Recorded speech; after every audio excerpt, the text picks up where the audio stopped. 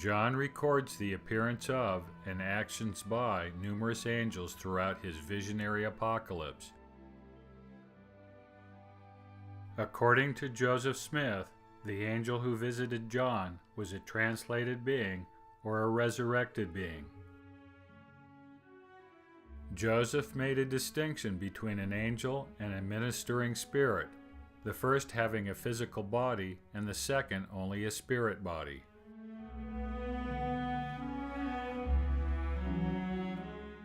The prophet used Jesus Christ as an example of both types of ministering beings.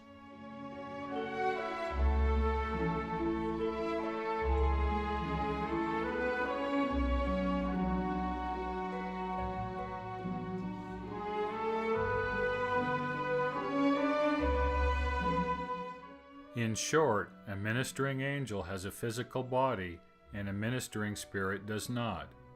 An angel visits only embodied spirits, and ministering spirits visit only disembodied spirits.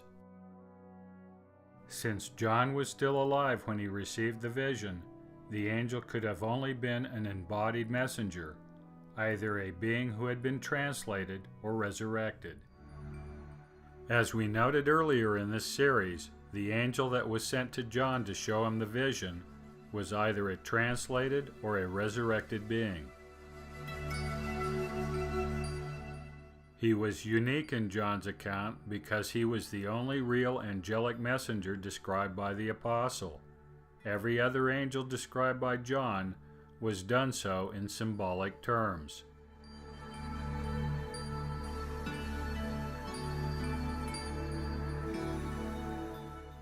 With the exception of the angel sent by God to show John the vision, the angels seen by John in the vision had wings. This included the tetramorph, seraphim, and cherubim discussed in earlier videos. Seraphim and cherubim were explicitly described as having either 4 or 6 wings. The seraphim of John had 6 wings. It also includes every angel John saw in his vision, whether or not John describes them as winged beings. As we have demonstrated previously and will discuss later in this series, angels, like everything else in the vision, were gospel types based upon the planetary archetypes. Within the planetary archetypes, angels always had wings.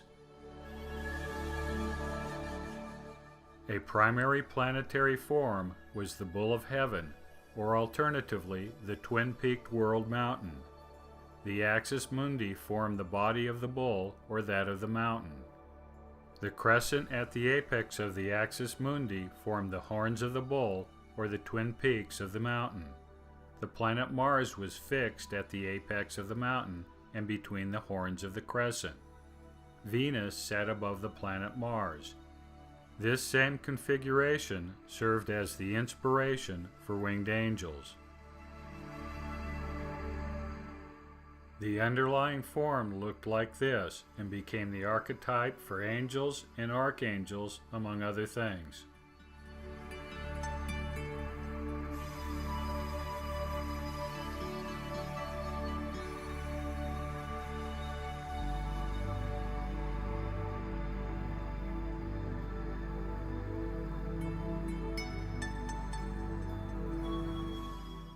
But real angels do not have wings. They are human beings like ourselves, whether disembodied spirits, translated, or resurrected personages. Joseph Smith taught that angels from God never have wings. Joseph should know, having had numerous angelic ministrations.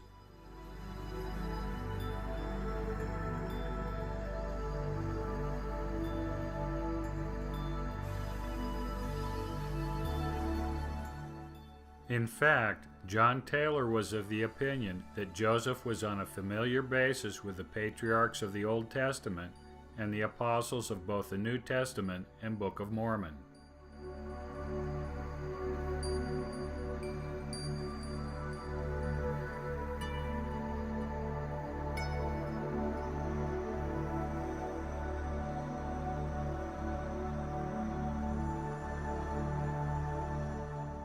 The angel that showed John the vision had no wings, regardless of how he's artistically portrayed.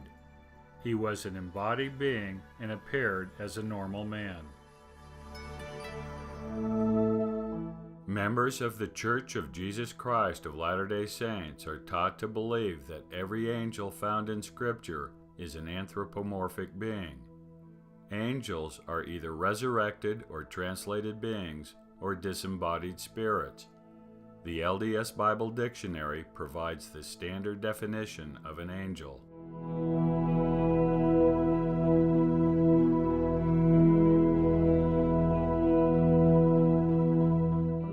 Latter-day experience with angelic visitations supports this notion. Joseph and others were visited by numerous angels, all of them human beings. Yet the scriptural record is quite clear that there are other types of angels that are not anthropomorphic.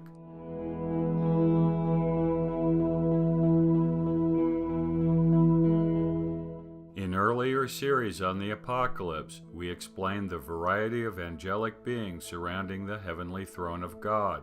Some of these angels were human beings, such as the 24 elders.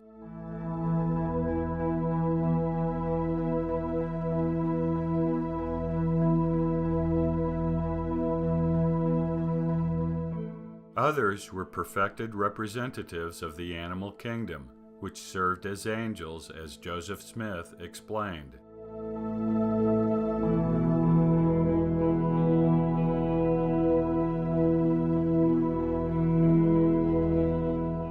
The scriptures describe angels that can only be symbolic, the seraphim and cherubim.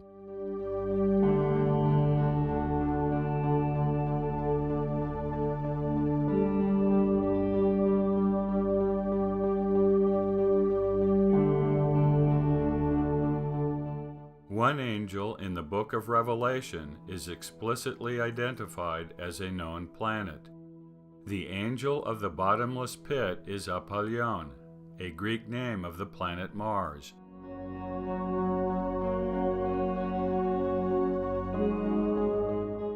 Men, beasts, and planets qualify as angels. Angels are simply beings that attend, serve, worship, and act for God. Angels serve a variety of roles in behalf of God. As might be expected, many of these roles require human angels. Other roles require other types of angels. When encountering an angelic being in Scripture, one cannot simply assume that the being is anthropomorphic. Depending upon the context, the angel may be a planet or other intelligent being. The primary role of an angel is as messenger. After all, the English angel came from the New Testament Greek angelos, meaning messenger. In our dispensation, numerous human angels appeared to Joseph Smith. John the Baptist, for example, appeared to Joseph and Oliver Cowdery and bestowed the Aaronic priesthood. A human angel was required for this ministration, where priesthood authority was transmitted by the laying on of hands. Not every angelic ministration requires hands and priesthood authority, at least in the classical sense. Planetary angels have played important roles throughout the history of the world without the need to meet doctrinaire expectations. For example, planetary angels have often participated in announcing important events in the history of the world. The birth of Jesus Christ was announced by an angel to shepherds. At the same time, the heavenly host sang the good tidings to the world.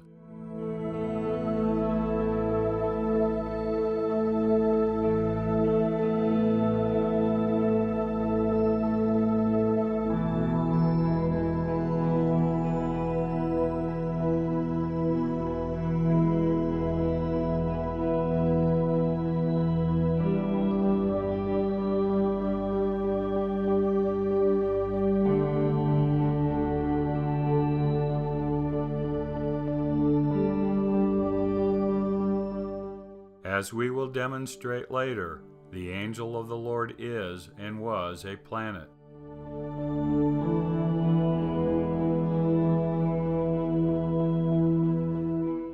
The multitude of the heavenly host were also planets, for that is what the heavenly host is.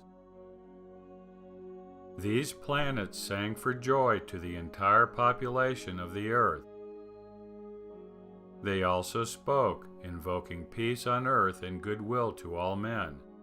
Their message to the world required the peculiar ability to communicate in a way that all the world could hear and understand at the same time.